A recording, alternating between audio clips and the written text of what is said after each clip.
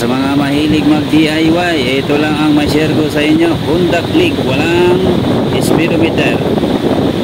Dito dinala sa akin para i-check, may lumalabas na check engine pero ayaw gumana yung speedometer na to. So matik may posibilidad yung may problema ay speedometer kaya lumabas ang check engine. So pag check sang speedometer ay nandito sa bandang likuran. Ito yung sakit ng ating speedometer sensor. Puputin mo lang yung wire. Ang kailangan lang mo nang i-check mo dyan ay yung green. Yung green kanina tinister ko, may negative naman siya supply sa tester pero paputol na rin pala kaya kailangan na siyang idugtong na rin to.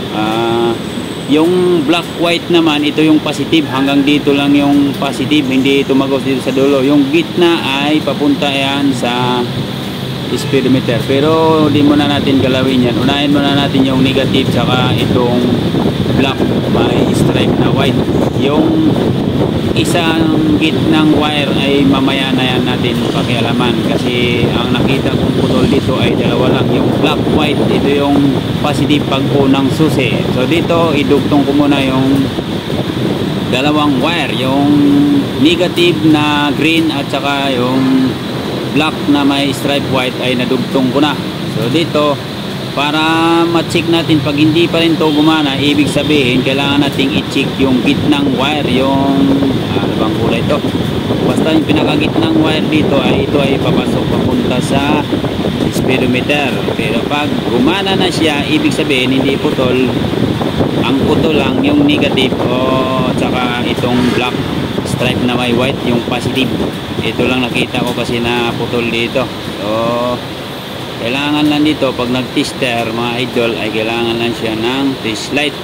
Ito nadugtong ko na, mayroon ng negative na test light, na tester ko na, di ko lang matester kasi mahirap maghawak ng cameraman. Ako lang mag-isa. Ngayon iti-testing ko na, isalpak ko na yung sakit na tatlong wire, yung negative green at positive na kulay black, stripe white.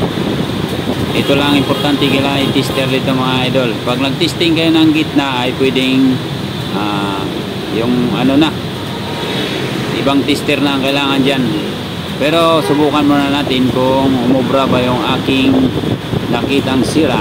Okay, alright.